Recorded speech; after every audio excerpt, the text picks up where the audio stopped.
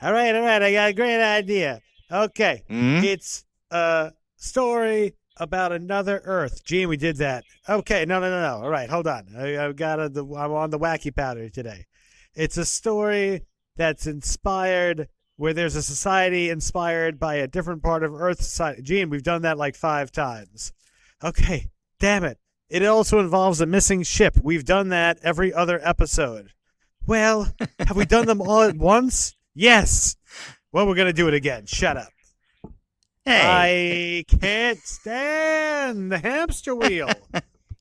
hey, come on. Oh, What's another God. alternate Earth among friends? Come on, man. It's fine. It's Hi, sort everyone. Welcome to Go. the Go, next Captain. episode of Yelling at. No, I'm going forward. Welcome to the next episode of Yelling at Gaseous Anomalies.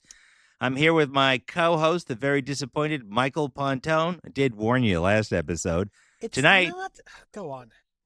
we're talking about bread and circuses. So, how you doing, Mike? Do you want some bread or some circuses? Both, please. I mean, I like Roman culture. When I was a kid, I loved the whole different types of gladiators. It made me think of like that they were like superheroes because, there were 3 or 4 types. Joey, do you like movies about gladiators? But Mamma Mia, like, generally, I'm jumping right into this. Matt, Captain, Yeah, yeah. I are there arcs in TNG, DS9, Voyager, or Enterprise that you could point that there is like the same goddamn episode, literally Everything in the Voyager. same. No, yeah, I guess like they're flying around and they meet some people and it's a moral conundrum and then Janeway kills a bunch of people. And that's Yeah. coffee. Coffee, the universal solvent. Yeah, Voyager had recycled TNG plots. Enterprise had recycled Voyager plots. DS9 is more unique, although it had some items that were TNG-ish. TNG, as you know, had some recycled TOS plots that were never done. But I mean, if you're complaining that this is another Earth, we've seen several alternate Earths in a row. What's funny is, according to our source material, this is the second alternate Earth show filmed. And you say, no, wait a minute. Well, this was actually filmed before Patterns of Force. So we've got Nazi planet, Rome planet. It's Gangster ridiculous. Gangster planet. We have Garden of Eden, if you go to it. You've got alternate Earth Mayberry with people living to 500 years old, if not longer. You got a lot of alternate. Oh, and don't forget, you've got communism wins over capitalism planet. You got that. It's a lot of alternate Earths. Again, exactly like Earth. Exactly in some ways, different in others. You could say a private little war, which is a parable for Vietnam. You could kind of say that's an alternate, but it's not. It's an alternate situation. But this, you can't get much more alternate Earthy than this one, unless they say it's the planet Earth. Bread and Circuses, which is actually, an idea by Gene Roddenberry, but it's also an idea by Gene Kuhn, and it was directed by Ralph Sinisky. This actually is a parody or making fun of television at the time. Its primary parody sources making fun of TV, and guess which network it was making fun of particularly? Any ideas? Wait, No? What was your question? I Which, thought you were just ranting. what? No, I'm not ranting. I'm asking you which station is this episode making fun of? Do you know which Station? stations? Yeah, which television station? No. It's specific. It's making fun of NBC. In fact, one of the I big thought they things were on NBC had. NBC. Yes, they're making fun of NBC because they didn't like the bureaucracy. So one of the things Oh. NBC didn't like was like when we get to the planet and you see they're saying they're filming in live in color. They originally had it as in living color, which is the exact tagline of NBC at the time. Oh. NBC in living color. And they said, yeah, you can't do that. NBC hated this episode. In fact, just to show how snarky and smart they were, they put it on March 15th. And do you know what March 15th is? No. Ides of March, It's yes. Ides of March. Exactly correct. Hilariously, this That has was the nothing number to do one with show. NBC. No, NBC put it on March 15th on purpose to punish Star Trek. But this was the number one show, and it was the highest rated Nielsen report of the evening. So shows them. So it tells you it's an interesting story here. Let me just go into some of just basic notes. What we have again, another parallel Earth but this time Rome didn't fall. Odd, with the exact same gods or myths, or a combination of Greco-Roman gods and myths. And I don't particularly like this one either. We have again another lost Federation spaceship, the SS Beagle, which has been missing for 6 years. Space debris comes from the survey vessel, SS Beagle. Missing for 6 years. Now this. And we got a commentary about television there. Everything's televised. I guess you could say in the future, the revolution will be televised. Well, I mean, we see that right now. So, by the way, I do enjoy that they named it after a dog. The USS Beagle. Where do you think they got that from? Because, I mean, wasn't there a submarine called the Greyhound? I don't know if a submarine is named the Greyhound, but the SS Beagle was also, I believe, wasn't that the name of Charles Darwin's ship as well? When he, I could swear. No, the Beagle. So, yeah, it's what it is. It's a small ship. It's not even it's sort of part of Starfleet. It's part of the Merchant Marine, as Kirk says.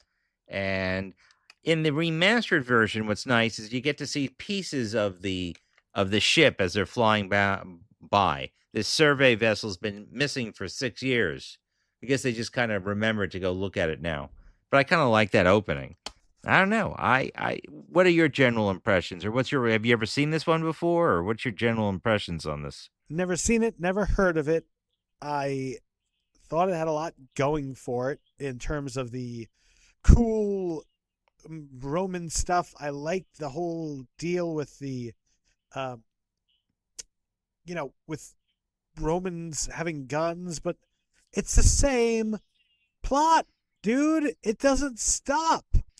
Didn't they have an ounce of creativity? Did they think that people were just, generally, is this something where, 50, 60 years ago, they were looking at, they were like, okay, well, what's the likelihood that everyone saw these? You know what I mean? Like, what big deal if we repeat a plot?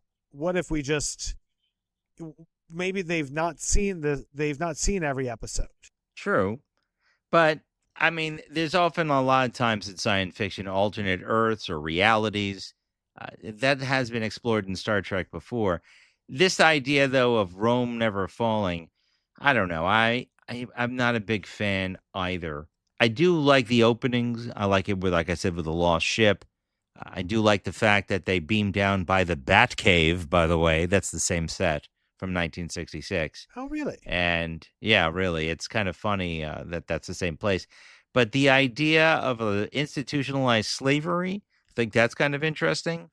But the fact that they use all the exact same gods and myths and phrases as us, I find that so unbelievable. It's just like finding an American flag after hundreds of years of a nuclear and biological war. It's ridiculous. The idea is ridiculous. And, one of the things about Star Trek is it's always about allegory, where we look at ourselves.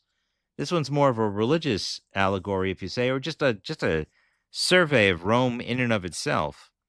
With the idea with the children of the sun, which you don't know about until the very end. Sure. In fact, they play, it's a word play during the entire time. In the very beginning, when they're being, where Kirk, Spock, and McCoy beam down, there's even a scene where the Septimus says, yes, we're the children of the sun. They dissolve into dissolve into the sun itself in the sky to try and act as a misleading phrase, so you don't have an idea. But that's basically the basics of this. It's Kirk, Spock, and McCoy are looking for this lost ship's crew in ancient Rome, if you will. But let me read you the press release, if I may. Please. Okay, it says, Captain Kirk and his officers searching for survivors of a lost ship become prisoners of the despotic ruler of a planet with 1960s technology and Roman Empire customs inbred in circuses. Despite protective efforts by Septimus, Ian Wolfe, peaceful leaders of the slaves, and Flavius, Rhodes' Reason, champion gladiator, Kirk, Spock, and McCoy are captured by Claudius Marcus, who keeps the populace in line by staging TV spectacles of gladiator competitions. So that's kind of that's a pretty straight up summary of this thing. I do find it funny from the get-go, because you first also think it's a Prime Directive issue as well.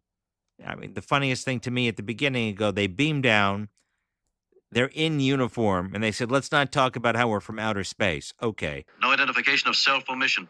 No interference with the social development of said planet. No references to space or the fact that there are other worlds or more advanced civilizations. You think maybe Spock should have done something with his ears if they beamed down to that planet? Yeah, that's the weirdest thing I say. He comes down, they're in full uniform, they got this weird technology on them, and they're not designed or not camouflaged in some sort of outfits. Did you notice that, or? Yes, I don't know what their thought was that. Like, was that just bad writing, or did they have an idea? I think that's bad writing, or is it? I don't understand why they were doing that. I mean, they come down there. Spock's got his ears. I think it's funny that McCoy says, "I'd like to just beam down once and be said, behold, I am the Archangel Gabriel." Once, just once, I'd like to be able to land someplace and say, behold, I am the Archangel Gabriel. I fail to see the humor in that situation, Doctor. Naturally. You could hardly claim to be an angel with those pointed ears, Mr. Spock. But say you landed someplace with a pitchfork. Spock calls him out for that. This is also a lot of snark between Spock and McCoy. Wait, by the way, if they weren't going to try to camouflage, why did they even go that far out of town to walk there? Yeah, what's the point of that? Why would they beam all the way out to stately Wayne Manor just to get captured? It's a little ridiculous, honestly. And they have all these scanners. They could have done it. I mean, when they get captured by Flavius, the hunky Rhodes Reason, and taken to their secret hideaway camp, Kirk shows off with the communicator saying, like, hey, how many people are around us? There are 12. Why couldn't they scan the areas even better than that? It seems like a little sloppiness on the part of Spock or somebody, but I do like the... we have our guys caught in prison again. Yep, it's the back and forth thing. Cute ladies prisoner again. Didn't we just... they're all running together, Captain. Like, what was the one... Oh, right. Oh, the Triarchs. The same, like, prison set. The same sexy prisoner. Prison warden. Right? Okay, so, well, I mean, there is some sort of sameness in it. Believe it or not, the original idea behind this is a lot better, I think. In fact, this is something I am going to flip open to the book, because the summary of the idea of where this book came, or what the original story was, I think it's a hell of a lot better than what we got here today. Because what originally had happened, even though this is credited to Gene Roddenberry and Gene Kuhn, there's another writer, John Neubuhl, Kneubuhl. He is the actual writer of this in the background from an idea from Gene Roddenberry, and they changed his story so much that he basically lost any writing credits after they went to, again, the Writers Guild of America. In fact, the original author, Neubuhl, wrote this over 6 times. You had Gene Kuhn writing over it again over 4 times, and Roddenberry another 3 times on top of that. This thing changed entirely from the beginning. But here, if it's okay with you, I'll give you a brief rundown of what the actual story was. Would you like to know? What do you mean, the actual story? This is what the original idea behind this story. Sure. Which had, at one time, it was called The Last Martyr, which everyone didn't like. In fact, D.C. Fontana said, please go back to bread and circuses. But essentially, they find the remains of the USS Intrepid, a starship like the Enterprise, floating in space with an escape pod that has a recording that says, the captain keeps asking everyone to beam down. I don't know if that's right. There's only 6 of us left, but we're going to have to abandon the ship and go to the planet. And when they get down to the planet, they do find a sort of Roman situation over there. Turns out Captain Merrick is being tortured by the leader of the planet to seem like Captain Merrick is the leader of the planet. and he's being tortured to order his crew to fight in Roman games or similar Roman games. When Kirk gets down there, he is forced to fight Mr. Spock in one-on-one combat, and he is able to sort of rescue Merrick, who admits that he just wants to die because of the things he's done, and the leader of the planet kills Merrick, and Kirk is able to recover a phaser and hold the leader of the planet hostage, and it instigates a slave revolt, which gets them all to leave. So it's got some similar elements. Spartacus. But it's better. I'm sorry? Spartacus. Spartacus, exactly. I'm Spartacus. I'm Spartacus. I'm Spartacus. I'm Cassius. I thought that would be a little bit better, honestly. What do you mean? Yeah, I think the original treatment idea would have been better if they found like the escape pod with a recording saying the captain keeps ordering us down. We don't know what's going on because our ship is so damaged. And when they get down there, they can still make it Roman or similar. Maybe not have so much with the pantheon of gods, but you could have the idea of a slave revolt and how Kirk has to fight Spock in order to create a diversion to capture the leader of this planet. It's actually a bit more gruesome because Spock says, just stab me in my chest because that's not where my heart is, and then I'll distract everyone with my green blood. That's in the original. So the Vulcans only have one heart, right? They sure do. Klingons it's made have of two. Ice. Well, yes. Klingons apparently have two of everything if you watch Discovery. Trust me, it's not worth it. But, yeah. Did you see the Strange New Worlds trailer? Yes, I saw the Strange New Worlds trailer. It actually advertises season 3. New relationships. It says new relationships. Like what? Yeah, what? If you read the titles, it's kind of like you're reading a comedy. Was a sitcom, as Clay McCormick on the Penske File noted. It is like a sitcom. It's just they have no idea what they're doing. I think I don't like Strange New Worlds at all. I know you're in love with the jokey musical, but I hate that one even more. It's just a good musical. I mean, it's a terrible story. It's a terrible story. Making Spock simp for Nurse Chapel, as the kids would say, him being in love with Bacon in another episode. It's just the mindless prattle dialogue between T'Pau and Spock, where they use their ritualistic marriage phrases as like pickup lines. It's just, but that's not this episode. It might be interesting to discuss if you ever want to actually have a deep dive on Strange New Worlds. I guess we'll get there theoretically one day. Yeah, I guess so. We'll have to have a lot of liquor stocked. Yeah, but on this one, I will tell you in the beginning, one of the more interesting things, those magazines they looked at, I actually like the magazines where Spock was like looking at like Life magazine, but it was like Gallium. Yeah. There's a picture where they're looking at the Jupiter 8 car. That's an actual car. Really? It's an actual real car. That car was designed by the person who made the shuttlecraft, not William Branley, but it's actually really cool that he made the car the Jupiter 8. I think it was actually really awesome. When you Google it, the first thing you see is indeed Gene Winfield. That's who it was. Gene Winfield. Yeah. Yeah. It does indeed show. The first thing that you see is Kirk leaning against it. Man, I wonder how much one of these goes for now. Fascinating. The Jupiter 8, conventional internal combustion engine. You were right about the smog. The Jupiter 8. Oh, that's the only one it is. They actually turned that into Batwoman's car in Batman 1966. Oh, cool. But it's an actual car it actually works. I think it looks pretty cool, honestly. Same. I always felt bad when I was a kid. I would see like pictures of concept cars, like, and here's a new car show. Here's a concept car. I'm like, concept car? Why? Yeah. Why isn't everyone just? I mean, I'd buy that. Don't people want that? That looks so cool. Yeah, it does. I remember seeing at one of the New York auto shows, there was this concept car where the car had cameras for its side view mirrors. Now all of our cars have cameras on them. I think it's kind of interesting that it's taken a while. If you don't mind, I would like to just point out something hilarious on the cast that's in here. Please.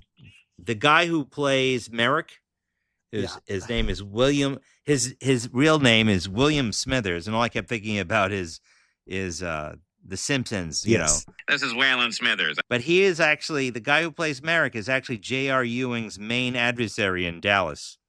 I think that's pretty funny. Never saw an episode of Dallas. It was like a soap opera, right? Yeah, I haven't seen it either, but I think it's pretty funny. You've got William Bramley, that's the head Roman guard who says, Flavius, you'll fight. He actually is Officer Krupke in West Side Story. Hey, Officer Krupke. Yep, that guy. Yep, Great. exactly. And you got Bert LaRue again as the announcer. What's really funny is the guy who's like the head Roman gladiator in the arena. That guy, Jack Perkins, he usually played a drunk, but this time he's playing the head gladiator. But what's funny is that he mumbled his lines. He goes, if they don't fight, screw them, is what the blooper says, but he's supposed to say skewer them. They had to redo that. I think that's funny. Rhodes Reason was in a whole bunch of TV shows. Drusilla, who's Lois Jewell, not only remarked that Shatner was really polite and all that, she said she had an okay time, but she was mainly a fashion model. I bet you couldn't tell. Uh-huh. The blonde. She's, pretty attractive. And Logan Ramsey as Claudius Marcus, the leader of the planet. His father was the naval officer that announced the attack on Pearl Harbor. Really? That's pretty wild. The actual is pretty good. Yeah, it's pretty cool. What's also interesting about Logan Ramsey is that the symbol that he's wearing the entire time, it's like a crest on his green jacket. That's got nothing to do with Rome. That's William Shakespeare's crest.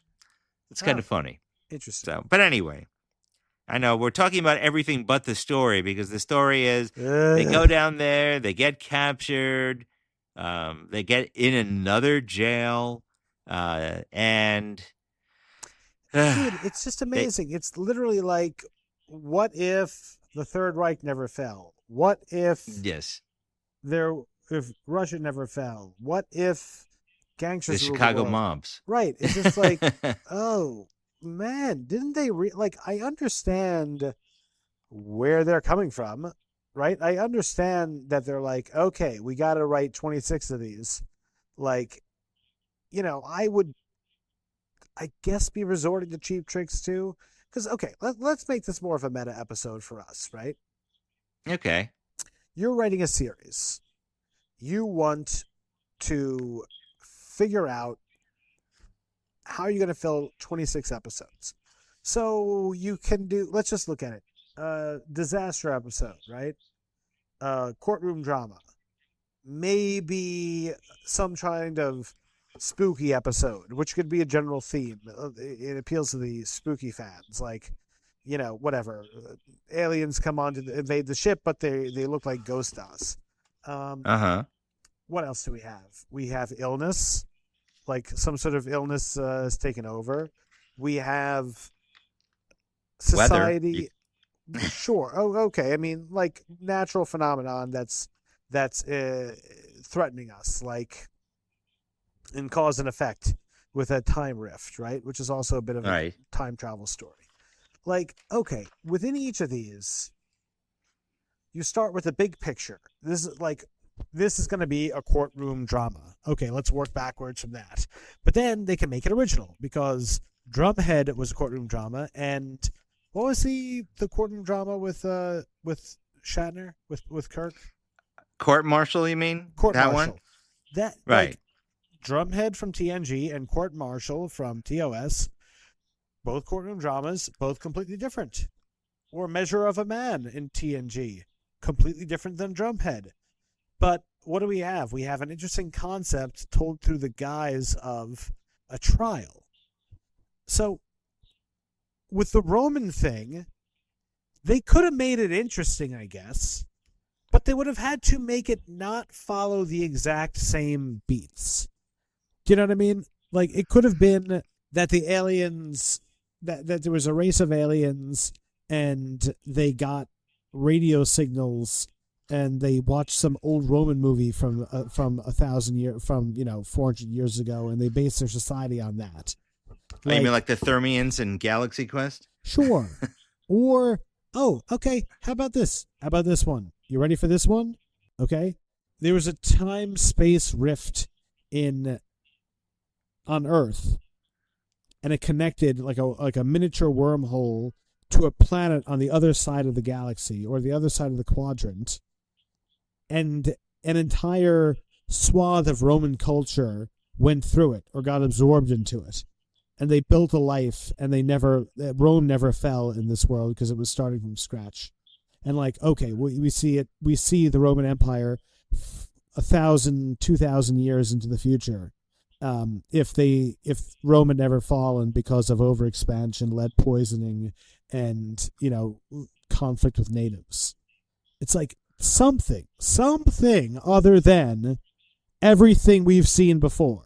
Well, that's Stargate, what you just mentioned. But yeah, I understand that. I mean, in the Apocrypha, there's continuations of the story, like in books. They were talking about how the Romans eventually became part of the Federation, and they set up their own type of, like, more of a democratically elected government on the planet. They have but you know what I'm really having a problem with on this is that it's just, after a while, you see in this area of the second season, you've got so many repeats. In fact, I'm going to have to just tell you this. The next episode, this is actually the penultimate episode of season 2. The next episode, I'm going to tell you right now, is called Assignment Earth. Guess where they are? It's another Earth story. And you're like, geez, didn't we just do this? And the problem I find with the second season is that it starts strong, and then it peters out with like story after story after story with Earth parallels or Earth types, and it just gets tiring. I'm not a big fan of the end of the second season. The first half I like a lot, and there's some good ones in the end. Like I like The Ultimate Computer, but this. It's almost like you keep saying, it's recycling the same idea again and again, and it gets tiring. And it's like, no wonder there was a lot of like concern over whether or not it's going to continue at this point. Here's like some other weird things. Spock notes that they speak English. Complete Earth parallel. The language here is English.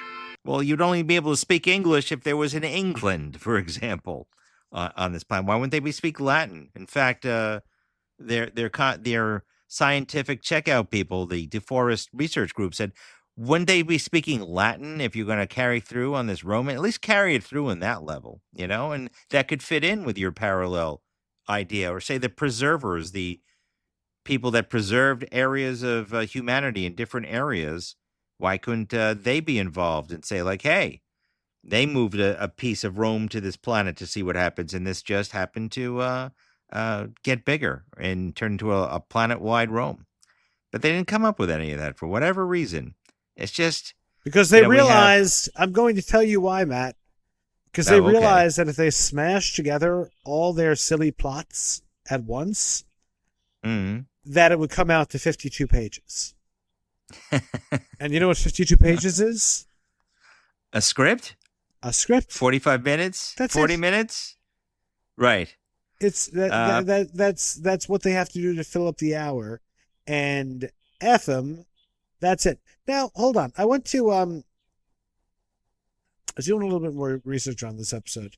I'm a big fan of SF Debris. I've been watching that guy for 15, 16, 17 years. You're familiar with him? Yes, I am. His takedown of Voyager is hilarious, although I will say after a while he seems like he's angrily vindictive against the writers of that show. I've taken breaks between him. I don't acknowledge all of him. I think that some of his commentary can be quite immature sounding.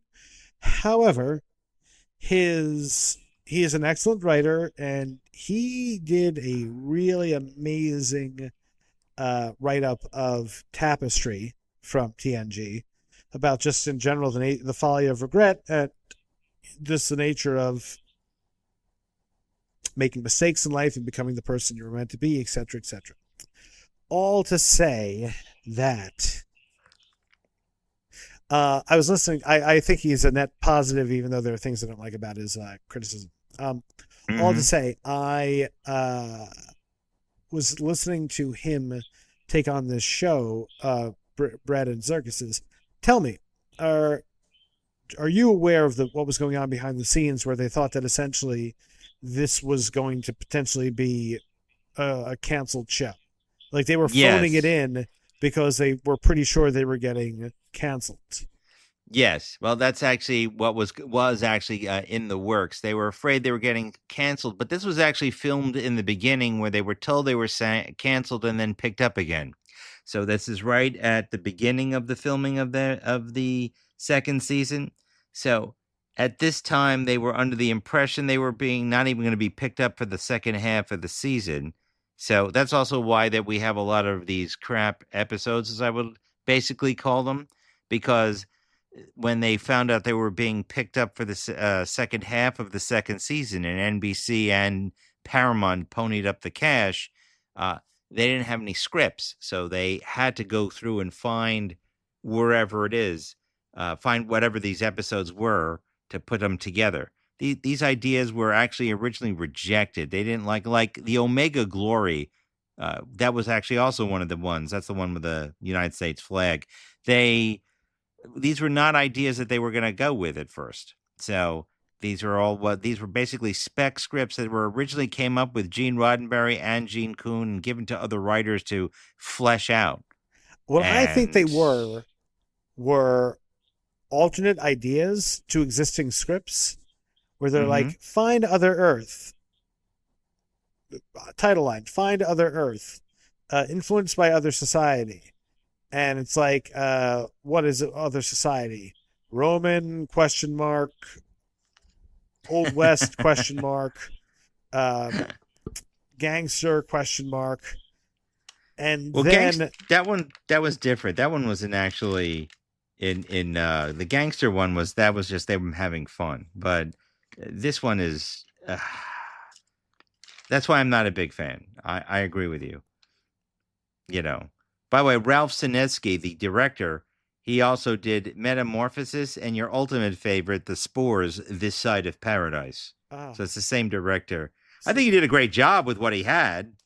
And I think the acting in it is still pretty good. But the story is just really, I'm not a big fan. I like the idea of a Rome never falling. But yeah it's kind of very interesting places with that. Yeah, but they didn't do it here in this episode. The thing writes itself, too. Like, oh, my God, have there be, like, robotic lions that come out and eat them, right? Or yes. How about this? Have gladiators and have the gladiators be, like, future tech gladiators with, like, laser beams or, dare I say, even laser whips. Something. Or laser carp, yes. Laser something. Or like energy shield, something interesting. But I mean, obviously, I guarantee you, Matt, right? Come on, Captain. The gladiator equipment was from a different show. Well, of course, they have it from the Paramount storage area. You know, it's not really hard to get. I mean, they already have like the big box sets, although they're well lit. You know, like you have Maximus's or Marcellus's chamber where he's sitting in there, the leader of the planet. He, whatever the hell his name is. It's just really kind of bare minimum sets. Sinensky said he did not like the fighting pit at all because they were being rushed so quickly in this. The fighting looks like garbage. Yeah, he hated it as well. But NBC and Paramount were rushing them to say, hurry up, hurry up, hurry up. It wasn't really that well done. But basically, let's just turn quickly back to the story. They get captured to look for Merrick. We find Merrick. He's in charge of the society as first citizen. It's again another captain, like Ron Tracy, turning his back in desperate situations on everything he's been taught to hold dear. The Prime Directive, Federation life. I don't know. You wonder how good is Starfleet training at this time? Don't judge me before you know the facts. Come on, we can talk freely here. The proconsul knows who and what we are. Well, what do you think? Would you think you'd go Roman or do as the Romans do, as they say, for this? You I know? feel like it would be slightly trying to. I don't know. For some reason, I get the sense that it would be going against the Prime Directive to kind of go full bore and kind of assist these guys in doing their weird, wacky item. It did, again, my brain kept wandering away from this episode, and it shows that you see the strings when the show is bad, right? Yeah. So let me ask you here, let's just make this funnier or more like nerdy talk. And I think that we touched upon this before. Matt, Sure. you're an Earthling. You're living in the 24th century, right? Uh-huh. Do you Yeah. join the Federation? Yeah. You don't just sit on Earth and no, Eat not cheese sorry. puffs? I'm sorry. No, you're part You of the mean Federation. join Starfleet? Do you join Starfleet? I think I would.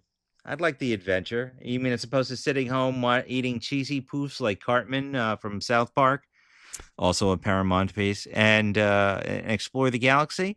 Maybe. I think it's kind of neat where they can go out and do things. Like that's the thing. Or do you go and do you become an artist or a writer or a historian? Something that keeps you on Earth, unless except for, of course, the occasional cruise to Risa, and not going on a Federation starship, encountering deadly radiation and, God knows what. The salt alien sucker. invasions, salt suckers, all Borg. sorts of Yeah. crap going on in this terrible world. Well, didn't you just come from Risa? No, anyway, Ooh, I don't know. every day's I- Risa for Micah Pontoon. Hey! Oh, sure it is. No wonder you're so tired. I don't know. I like the idea of it. The part of me says, yes, I would go out there and have put on my tight yellow shirt and go out there. But I don't know. I guess in some ways we're all creatures of habit and safety, wanting to be that way. We're comfortable and safe sounds nice. Although from what we do every day and so forth, I think I'd be bored out of my mind if I just sat there on my butt all day doing Lord knows what. I mean, if I could follow through on photography, which I used to like doing more often all the time, I do take a lot of photos and stuff. Or maybe I'd have a podcast about, hey, anyone remember that 20th century show called whatever? But maybe do join an archaeology team. I don't know. Maybe go find out the best hamburger in 12 parsecs distance. Yeah. I'm not sure. What about you? What would you do? I think no. I think I'd probably go for it. I mean, I think I'd make the full court press and try to get into the. Although I don't know, man, it seems stressful too. I was watching a DS9 episode where Cisco was like telling O'Brien to get him something quick, and it's just like it's a real meritocracy. It's like you got to do things perfectly. Yeah, you know what? Scratch that. I don't think I'd be smart enough to get it to do the Federation. I think what I would do is Starfleet. yeah, Starfleet. I'm sorry, I don't know why I keep on doing that. I don't think I'd be smart enough to be Starfleet. I think that I would maybe do a Cassidy Yates and just try to be. Well, she was like a merchant marine, or she was just like she sells stuff. She's a freighter captain. Yeah, so she sells crap. Yeah, I think I would cool. try to do that. Or I always liked how Quark and his bar were neutral. It's like, listen, Cardassians, Dominion, Federation, whoever's paying my bill, I'll serve them all. Don't you do that now? Agent. Hey man, Don't you? True. That's what isn't that what an attorney is? Kind of a free agent, mercenary for hire.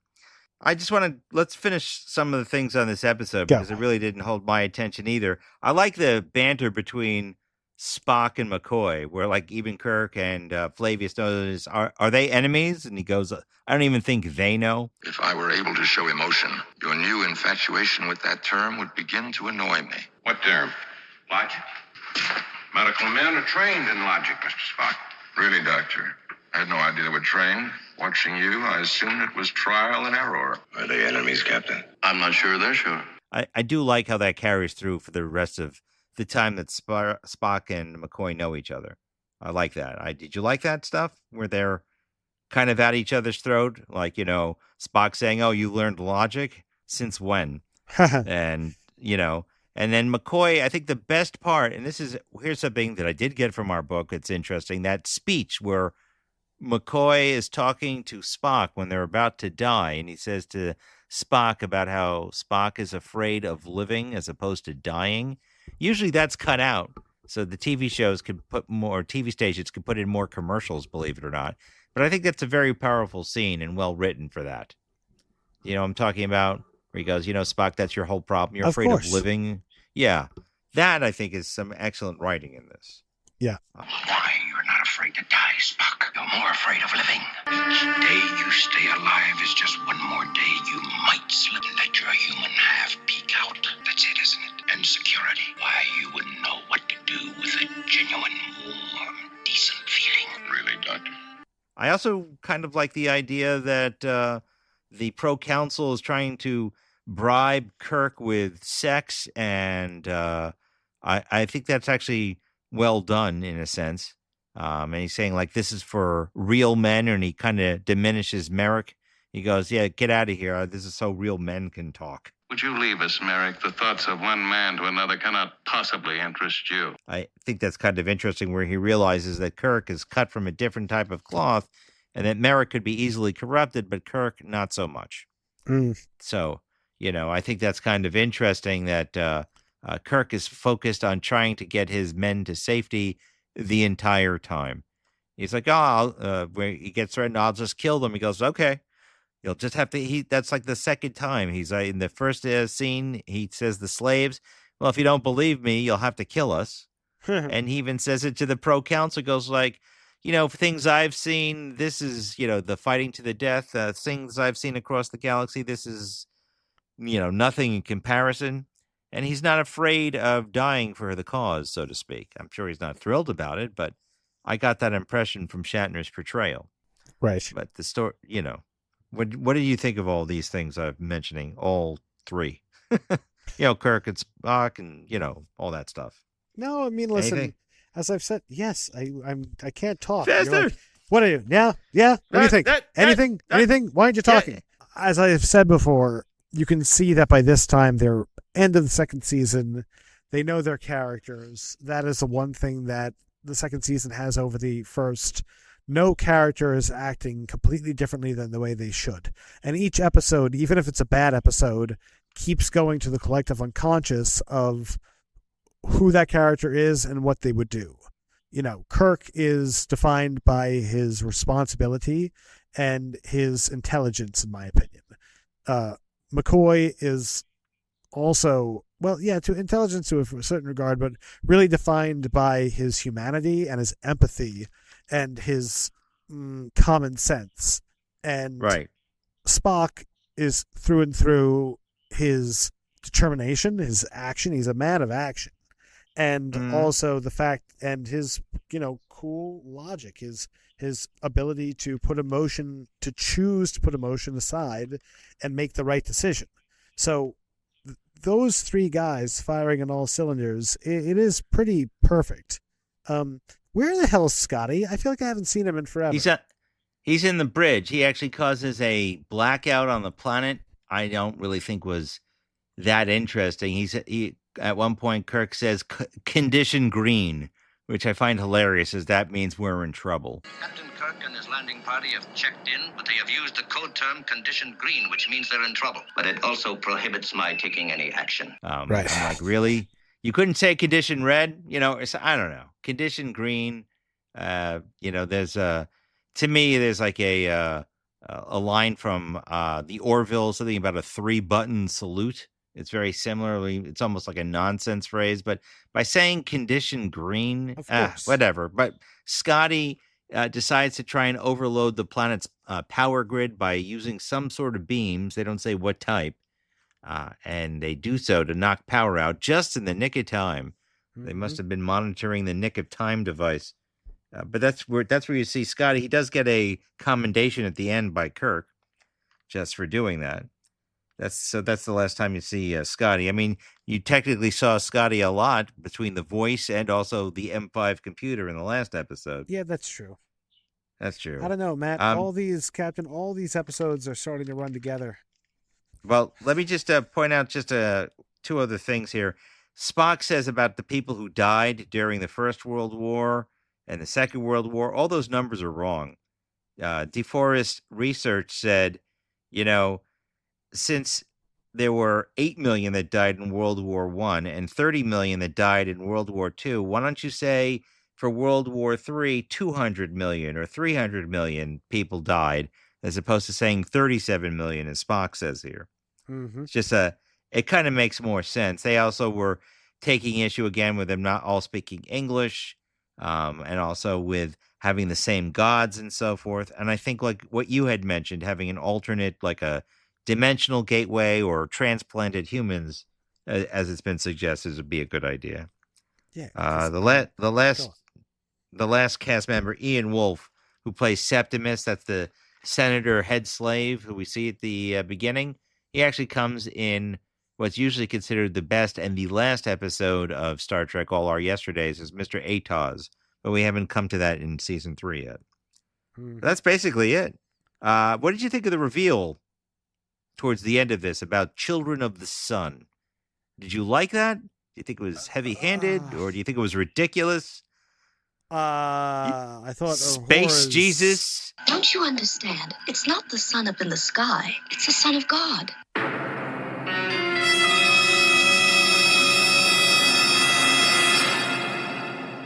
I thought Uhura's like, hey, let me tell you about Christianity was out of nowhere, stupid, bad writing, and borderline racist. Making the whole usual like, oh yeah, black women or black culture being more superstitious or closer to humanity or spirituality, especially in atheistic communist federation where they've sloughed that all away, that you have the one person who's religious be the black woman. Like, give me a break. Well, I don't think she's being... No, it absolutely is. You could tell from her delivery that it was. All to say, I guarantee you, this was a little bit of a rejected script. The last 5 pages of a rejected script that they threw in there. No, actually, this is part of the original treatment. That's why it was called The Last Martyr. Well, then it was bigger. It was a bigger part. Nope, it's the same part. I don't like the way it is. I disagree with you. I saying that with about Uhura, but I find it humorous that McCoy says at the beginning we come from many religions, and they say no, there's only one. At one point, when they met Apollo in Who Mourns for Adonais, Kirk says we believe in just the one God, as one of the lines he actually says. So they're all over the place on this, just like the question, do they use money or not? They've never been really clear in Star Trek. But I always found that over the top or kind of heavy-handed. Like I just was joking, Space Jesus, which is usually what we refer to Michael Burnham from Discovery. But here it's literal. And having Kirk say, to watch it again.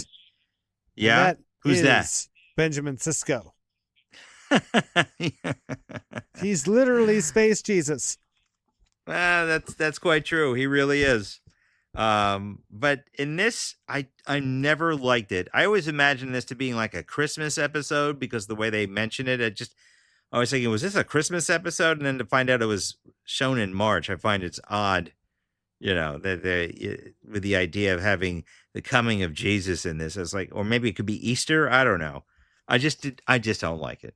I think that's really much about it. It's not one of my favorite episodes at all. In fact, although I like some of the concepts, it's one of my least.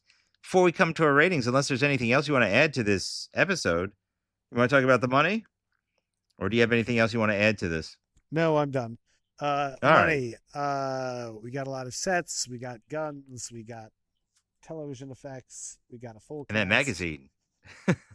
$189,000. Really close, yet again, $192,330 in $1968. which in 2025 is $1,841,525.20. So that would be in 2025 dollars. This was actually done over 7 days, and it actually held up Journey to Babel, believe it or not. So I thought it was kind of but yeah, that's what it was. 7 days of shooting. The effects were basically the ships flying to the planet, the beam down effect. You have the guns, sets. But I guess we'll just come to our final ratings then, and our very scientific 1 to 10 scale. Mike, what are you going to give this episode 1 to 10 scale? Okay, pluses, good acting, good sets, a couple of decent concepts, just too many of them and all smashed on top of each other. If this was the first time I was seeing an episode that was doing all these tropes, I would give it a 7 for going for the fences, as it is stale, reheated leftovers that have been in your fridge too long and it tastes like a refrigerator. It's a 5. Right down the middle. Wow. Well, what do you know? I also have given it a 5. This is really right down the middle. It is, the original idea, the concept, I like the idea that they come across like a lost ship in the sense and that it's somehow caused a cultural contamination. But we've seen it too many times. And in fact, most of them in the latter half of the second season and counting back from Bread and Circuses, you also have Patterns of Force, the Nazi planet. You also have the Omega Glory. You have basically 3 episodes in less than a month's time that are all the exact same story. And it's just wears on me. I also don't like the fact that they use all the actual Roman tropes and myths, or that they speak English. They actually tried to talk about Hodgkin's theory of alternate Earth. 20th century type planet, very much like Earth. An amazing example of Hodgkin's law of parallel planet development. That's just made up for the series. And it does come up in Star Trek again in Enterprise.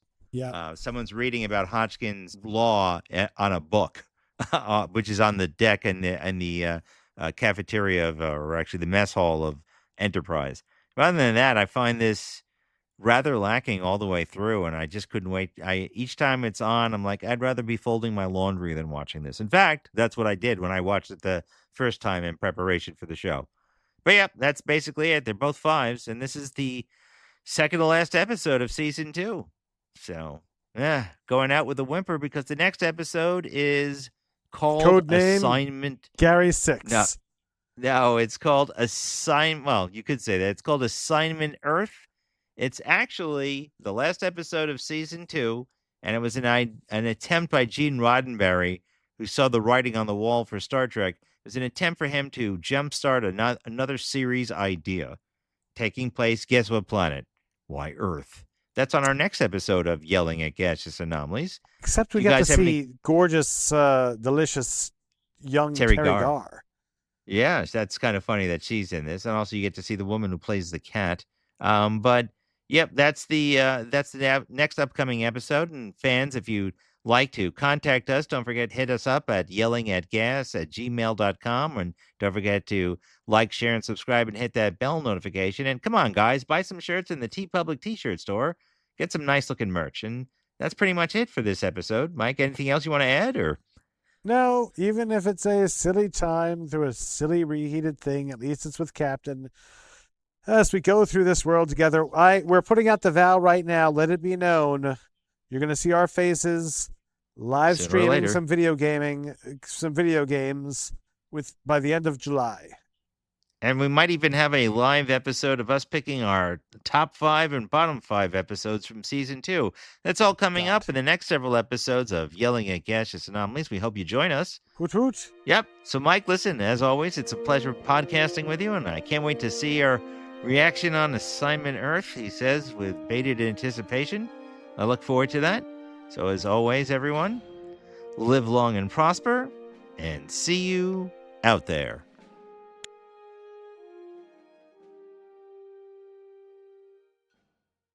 Call those. I call them ears. Trying to be funny. Never.